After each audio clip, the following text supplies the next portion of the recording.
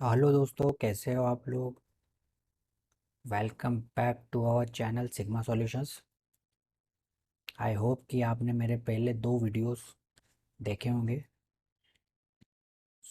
जैसे कि मैंने बोला था कि नंबर सिस्टम के बाद हम लोग क्लास 10 चैप्टर 1 रियल नंबर्स पे आएंगे और उसको कंप्लीट करेंगे। तो आज हम दो टॉपिक्स पे बात करेंगे। एक है यूक्लिड्स डिवीजन लेमा और दूसरा है एल्गोरिदम। सो हम लोग स्टार्ट करते हैं।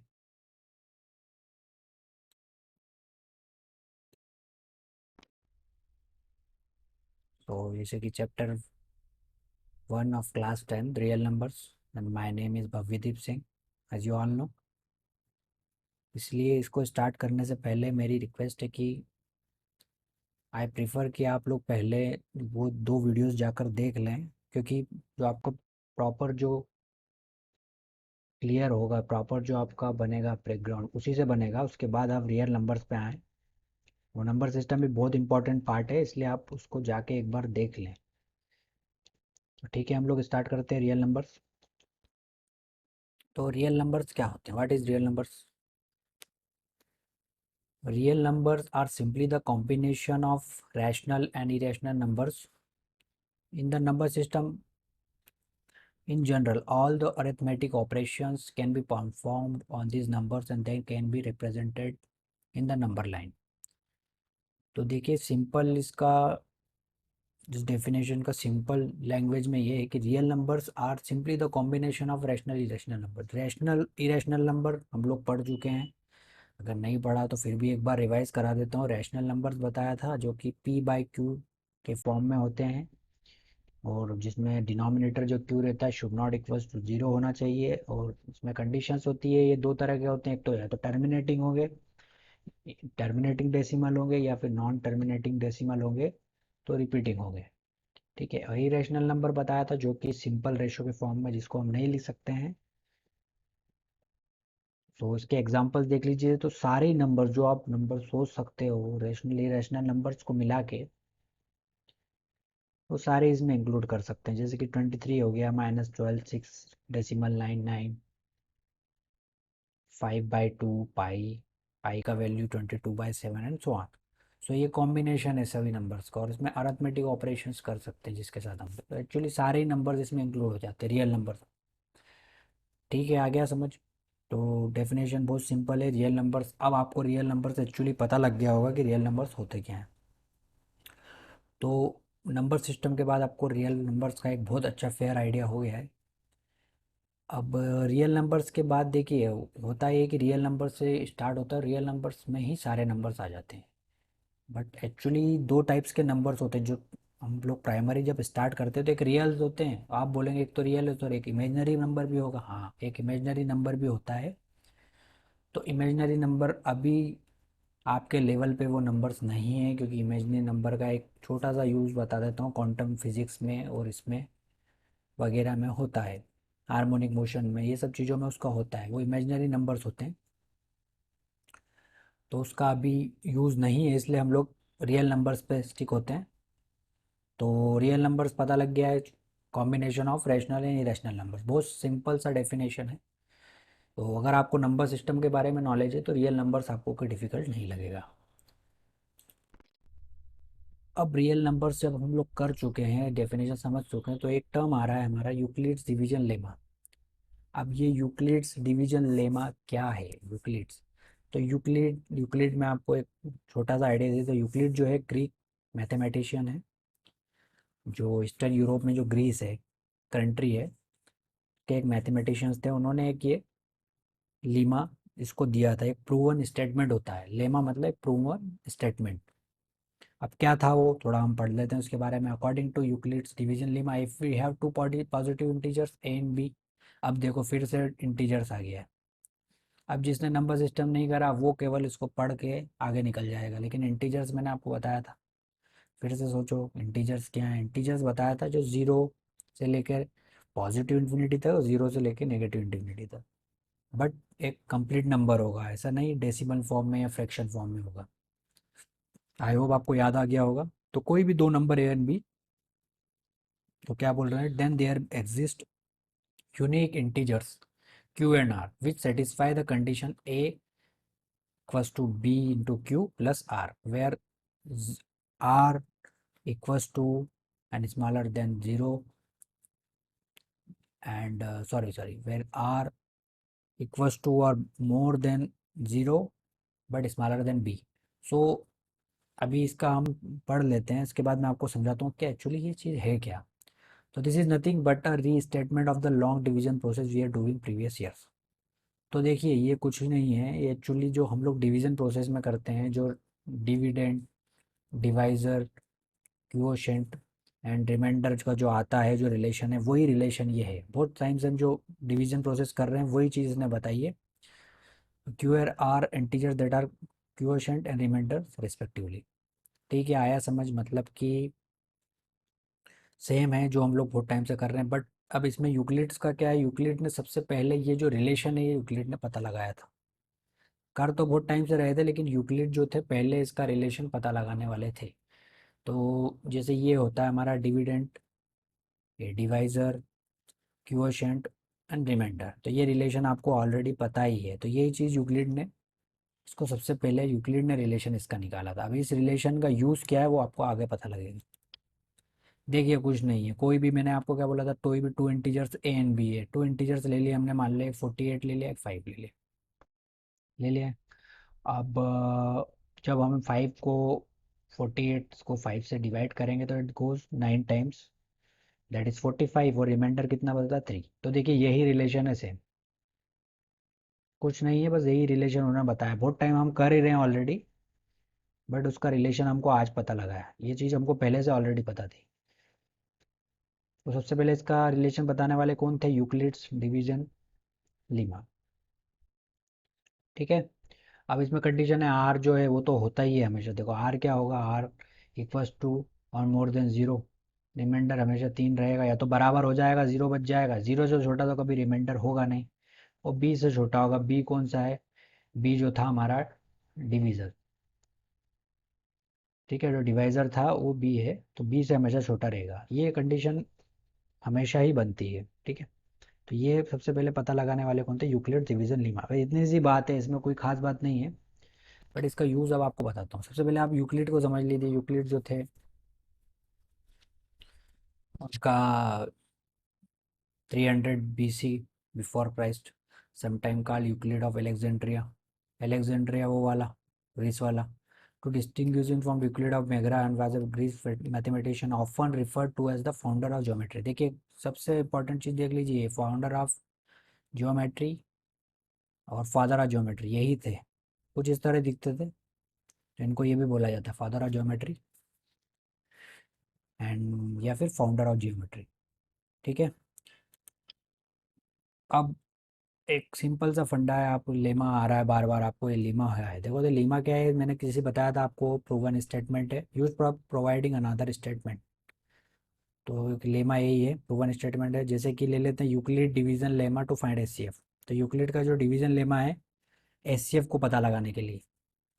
ठीक है, तो यही इसका यूज़ अब आएगा, आपको इसके एचसीएफ कैसे निकालते हैं। ये लेमा तो आपको पता ही था ऑलरेडी, बस वो जो कंडीशन थी जो उसने प्रूव किया था, जो रिलेशन बताया था, वो स्पेसिफिकली आज आपको पता लग गया कि किसने पता किया था। एल्गोरिदम क्या होता है, एल्गोरिदम होता है list of steps that you can follow to finish a task. कोई स्टेप्स होती है, जैसे किसी में हमने इनपुट डाला और एक कोई स्टेप्स से उसके बाद आउटपुट निकला। ठीक है, कंप्यूटर में एल्गोरिदम होता है ना, कुछ हम लोग टर्म्स डालते हैं, इनपुट डालते हैं और आउटपुट हमें दे देता है, तो उसमें भी एल्गोरिदम लगता है। तो इन टर्म्स में आपको कि कंफ्यूजन नहीं हो, आप पढ़ेंगे लेमा क्या है, एल्गोरिदम आपको पता होना चाहिए। अब इसी जो यूक्लिड डिवीजन लेमा था उसके आधार पे ये एक टेक्निक बन गया, एक एल्गोरिदम बन गया, उसको बोलते हैं यूक्लिड डिवीजन एल्गोरिदम। उसी लेमा का यूज़ करके हम लोग एचसीएफ निकालेंगे। अब देखिए कैसे निकालेंगे।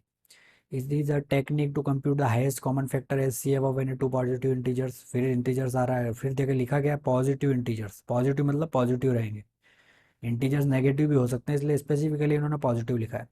It is useful for calculating the HCF of every large numbers. अब इसका यूज़ क्या है, आप बोलेंगे कि सर एचसीएफ तो दूसरी मेथड से भी निकल जाता है, ये मेथड का क्या यूज़ है। तो अभी आपको पता लगेगा आगे कि एचसीएफ है, जो लार्ज नंबर्स आएंगे एचसीएफ के, उसमें उसको निकालने के लिए इसका क्या यूज़ है। बहुत लार्ज नंबर्स देते हैं उसमें, उस टेक्निक से करना मतलब ये बहुत लेंदी प्रोसेस हो जाता है। तो ये जो यूक्लिड डिवीजन एल्गोरिदम है एचसीएफ निकालने के लिए, उससे बहुत ईजी पड़ जाता है। It is one of the earliest example of an algorithm that a computer had been program to carry out. वही सबसे पहले एग्जाम्पल था, मतलब सबसे पहले एल्गोरिदम ये कंप्यूटर में डाला गया था एचसीएफ निकालने के लिए, सबसे पहला प्रोग्राम यही था। It has several applications to find properties of numbers. ठीक है, तो आगे बढ़ते हैं। अब देखिए एग्जांपल है, पॉजिटिव इंटीजर्स हमने ले लिया 320 और 132, तो पॉजिटिव इंटीजर्स हैं ये। ठीक है, इसमें तो कोई डाउट नहीं है। तो पॉजिटिव इंटीजर्स हो गए। अब ऑब्वियसली हम लोग जो बड़ा नंबर लार्ज नंबर रहेगा इसको स्मॉलर नंबर से ही डिवाइड करते हैं ना, तो ये हमेशा ध्यान रखना। 320 से हमने डिवाइड किया 132, तो 1 2 3 3 2 गोज 2 टाइम्स 264, रिमाइंडर कितना बनता है 56। अब जब इसमें कम्प्लीटली ये डिविजिबल नहीं हो रहा है, जो रिमाइंडर बन रहा है, तो क्या होगा, जो रिमाइंडर रहेगा वो बन जाएगा आपका, क्या बन जाएगा, डिवाइज़र। वो आपको बन जाएगा डिवाइज़र, और जो आपका वहाँ पे डिवाइज़र था वो बन जाएगा यहाँ पर डिविडेंड। आया समझ। फिर से 56 गोज इंटू 2 टाइम्स 112। ठीक है, फिर से रिमाइंडर कितना बन गया 20।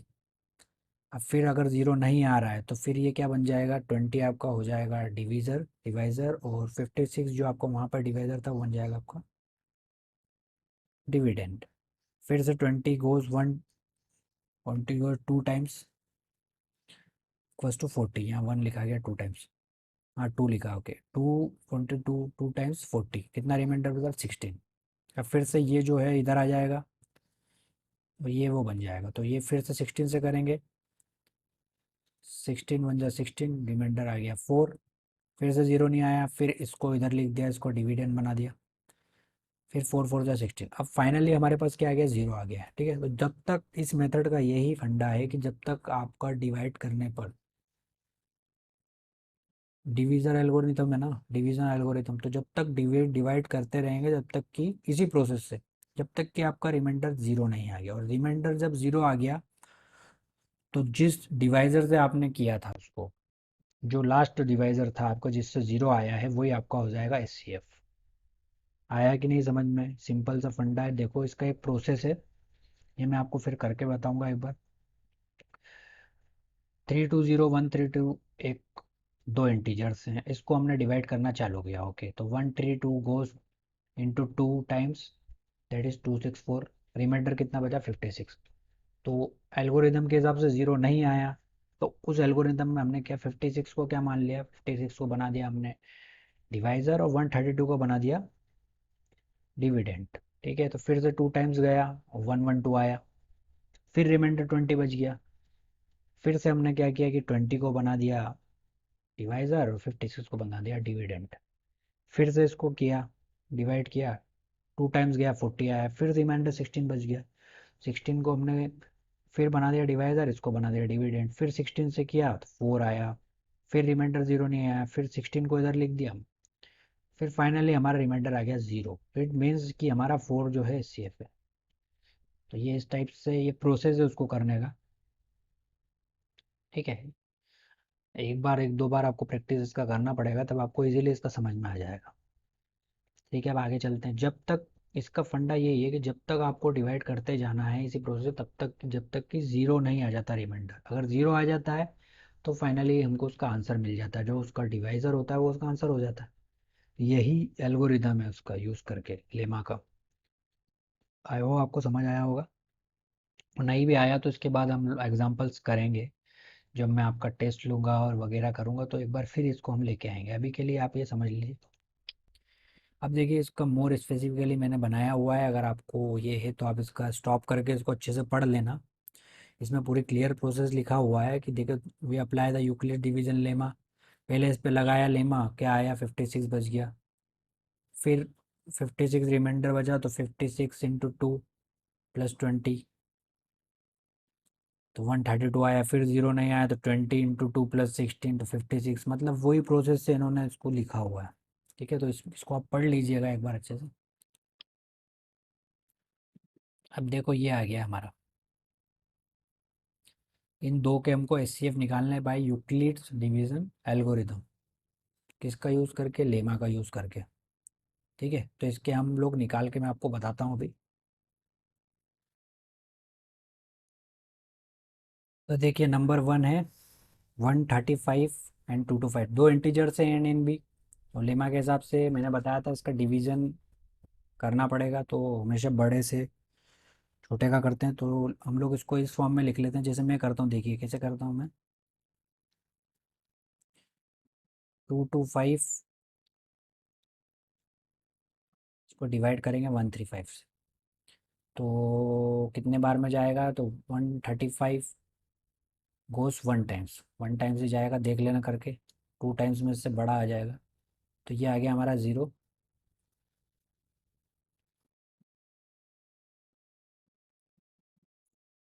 हमारा ये आ गया 0, ये आ गया 9। ठीक है,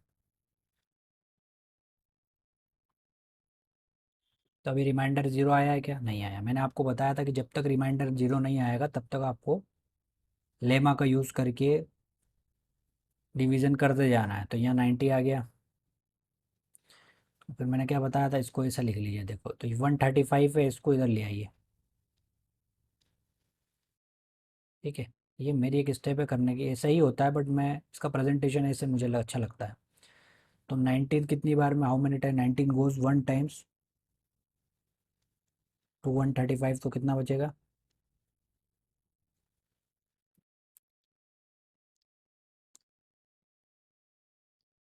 45। ठीक है, आया कि नहीं 45? अब अगेन इसका रिमाइंडर 0 नहीं आ रहा है, तो फिर से हमको इसका डिवीज़न करना पड़ेगा। अब किसको लेना पड़ेगा? 90 को उधर ले लेते हैं। ठीक है, 45 कितने, 45 into goes 2 times to get 90, होता है ना, 2 बार में जाएगा तो 90 हो जाएगा। ये हो गया 0। 0 फाइनली हमारा रिमाइंडर आ गया। मैंने क्या बताया था, जैसे ही आपका रिमाइंडर 0 आया तो what will be the S C F? तो डिवीज़र होगा आपका वो, तो एस सी एफ इसमें क्या हो जाएगा? S C F equals to 45। आया समझ में? कितना ईजी टर्म्स है, देखा कि नहीं आपने? देखिए 225 एंड 135 टू इंटीजर्स से, 225 से मैंने डिवाइड किया 135 को, तो 135 goes 1 times equals to 135। 2 times में तो ज़्यादा बड़ा हो जाएगा नंबर, तो क्या आएगा? 5, 0 आया, 9, 90 आ गया। अब फिर से रिमाइंडर 0 नहीं है, रिमाइंडर 0 नहीं है तो फिर से हम लेमा का यूज़ करेंगे। ये जो था डिविज़र, ये डिविडेंड बन जाएगा, तो इसको लेके आ गए इधर। फिर से 1 टाइम गया, 90 आया, रिमाइंडर फिर से 45 आ गया। जब तक कि 0 नहीं आया फिर हम 90 को इधर लेके आ गए, तो 92 जा 90, फाइनली हमारा रिमाइंडर 0 आ गया, तो 45 इसका क्या हो जाएगा? S C F. कितना इजी फॉर्म में निकल गया, देखा? फंडा बस यही है, ये जो डिवीज़र और डिविडेंड आपके चेंज होते जाएंगे, मतलब कि जैसे कि ये जो डिवीज़र है ये डिविडेंड बनते जाएगा, ये ध्यान रखिए आप। ये डिवीज़र है, डिविडेंड बनते जाएगा जब तक कि 0 नहीं आ जाए। तो ये आपको प्रैक्टिस करेंगे तो समझ में आने लगेगा धीरे धीरे, कोई ऐसी चीज़ नहीं है। अब सेकेंड वाला कर लेते हैं। 38220, इसको डिवाइड करते हैं 195। अब देखिए नंबर बहुत बड़ा है, तो ये अगर कंप्लीटली डिविजल होगा, डिविजिबल होगा, तो यही आई थिंक इसका 196 है, ये 195 नहीं है, 196 है ये। एरर हो गया थोड़ा सा ये।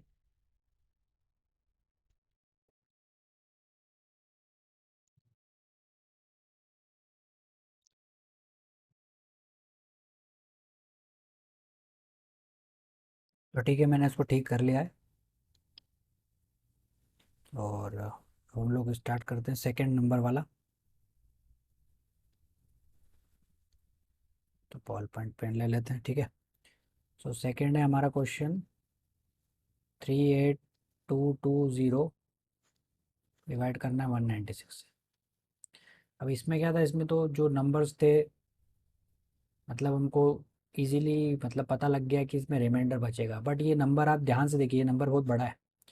तो इसको पता करने के लिए हमको कंप्लीट इसको डिवाइड करना ज़रूरी है, कि इसको कंप्लीट डिवाइड करने के बाद क्या रिमाइंडर बचता है। समझ आया कि नहीं? लेकिन तो क्या करेंगे आप, बहुत से लोग इसमें क्या करेंगे, इसको जैसे 196 है तो 196 गोज 1 टाइम्स, तो ये 196 आया, रिमाइंडर 6, यहाँ पे बचा हमारा 8, यहाँ पे बचा 186। ठीक है, अब वो इतने को बहुत से क्या करेंगे कि जैसे बताया सर, आपने तो बताया था कि ये ऐसा होगा, इसको 186 को ये मान लेंगे, इधर ही चले जाएंगे। ठीक है, तो ये गलत हो जाएगा।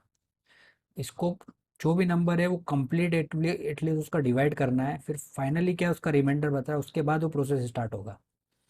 आई होप आपको समझ आ रहा होगा ये फंडा। मतलब कंप्लीट उस नंबर को आप डिवाइड करके देखिए, उसके बाद जो उसका रिमाइंडर बच रहा है उससे वो प्रोसेस स्टार्ट होगा, वो जो रिमाइंडर फाइनली बचेगा। ऐसा नहीं कि बीच में कर दिया और कुछ रिमाइंडर बच गया, उसको नहीं, पहले कंप्लीट नंबर, आप ये जो कंप्लीट नंबर है इसको पूरा करके देखो, उसके बाद जो रिमाइंडर बच रहा है उस रिमाइंडर से वो स्टार्ट होगा। तो देखो मैं आपको करके बताता हूँ।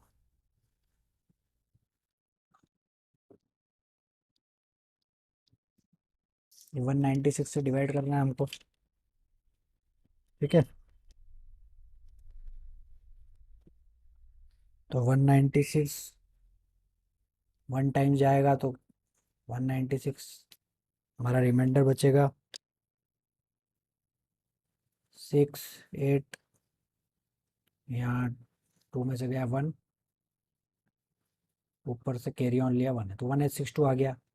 अब 196 गोज इनटू, या ऑलमोस्ट देखो, अगर हम उनको 10 से मल्टीप्लाई करते हैं 1960 बन जाएगा, तो इसे पता कर लो कि अप्रॉक्सीमेट 9 होगा, इसमें 9 से जा सकता है ये। 9 6 54, 9 9 81, 86, 9 1 1764। ठीक है, तो 9 टाइम्स 1764, रिमाइंडर आपका बचेगा, यहाँ बचा आपका 8, यहाँ बचा आपका 9,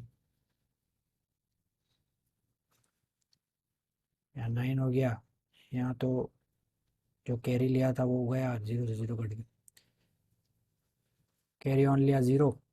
अब कितनी बार जाएगा, तो देखिए इसमें फंडा ये कि 0 है तो 6 5 जा 30, तो ऐसे आप एक मतलब इमीडिएटली कर सकते कि 6 5 जा 30 इसमें आ सकता है ना 45। तो ये देखो 5 टाइम्स जा रहा है ये, 980, क्या आया, रिमाइंडर 0। इट मीन्स कि 196 कम्प्लीटली डिवाइड करता है 195 टाइम्स में, तो 196 ही इसका आंसर हो जाएगा। समझ आया कि नहीं? अगर यहाँ पे कुछ रिमाइंडर बचता तो हम फिर से प्रोसेस स्टार्ट कर देते। आया समझ? बट यहाँ पे रिमाइंडर 0 आ गया ऑलरेडी, तो 196 ही उसका फैक्टर होगा, एचसीएफ हो जाएगा, आंसर इसका 196 आएगा। आया कि नहीं समझ? देखिए क्या करा है कि उसको डिवाइड करना, कोई भी एक नंबर को दूसरे बड़े नंबर से डिवाइड करना है जब तक कि रिमाइंडर 0 नहीं आ जाए। अगर उस नंबर से डिवाइड करने पर 0 आ ही जा रहा है पहले ही, तो वो प्रोसेस आगे करना ही नहीं। इट मीन्स कि वही उसका एचसीएफ हो जाएगा, हाईएस्ट कॉमन फैक्टर, एक फैक्टर हो जाएगा हाईएस्ट उसका, उससे छोटा कोई फैक्टर होगा ही नहीं, सबसे हाईएस्ट ही वो होगा, उससे बड़ा कोई होगा नहीं दो नंबर में से। तो ये चीज़ इसमें देख ध्यान में रखना है, और आगे हम एग्जाम्पल करेंगे तो आपको धीरे धीरे समझ में आते रहेगा, तो इसमें कोई इतनी घबराने की बात नहीं है। देखिए, सो फाइनली हमारे टॉपिक कंप्लीट हो गया है। तो मैं थोड़ा सा समरी आपको बता देता हूँ कि समरी में हम लोग क्या क्या किया है। समरी में हमारा था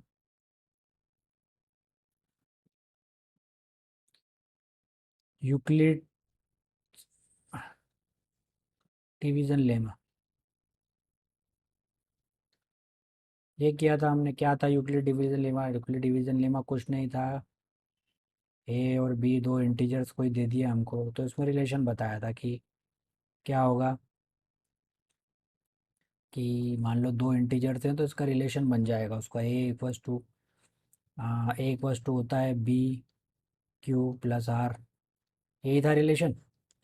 ए को मान लिया बड़े कोई लार्ज लार्ज नंबर है, उससे छोटा नंबर है, तो ये हो जाएगा हमारा dividend, divisor, quotient and remainder. ये सिंपल सा रिलेशन दिया था यूक्लिड ने। यूक्लिड एक ग्रीक मैथमेटिशियन थे और फादर ऑफ ज्योमेट्री भी बोलते हैं उनको। डिवीजन लेमा बताया था, जो प्रूवन स्टेटमेंट होता है उसको लेमा बोलते हैं इंग्लिश में। ठीक है। सेकंड, इसी के हिसाब से एक हमको एल्गोरिदम पता लगा। एल्गोरिदम मतलब टेक्निक, स्टेप्स। क्या था एल्गोरिदम? इसका यूज़ करके टू फाइंड एचसीएफ।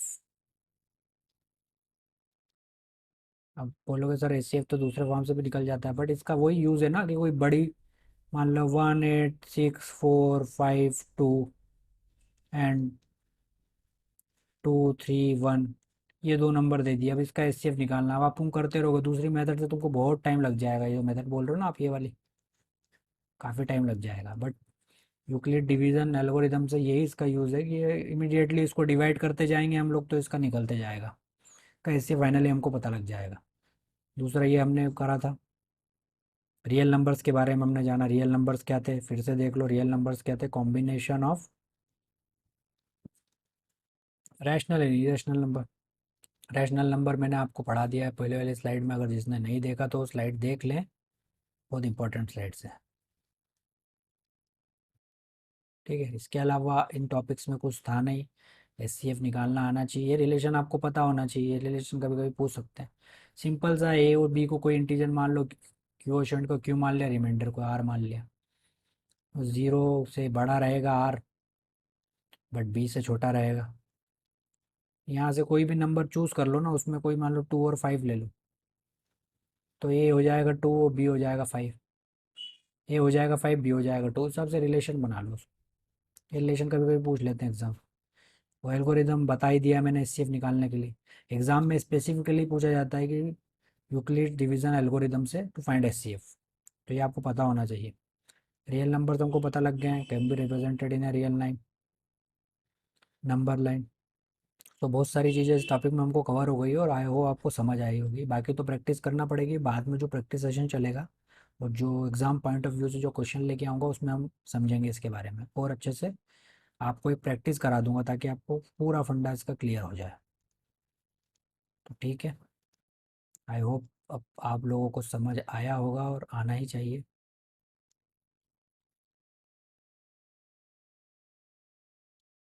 हम लोग आ गए हैं रेडी।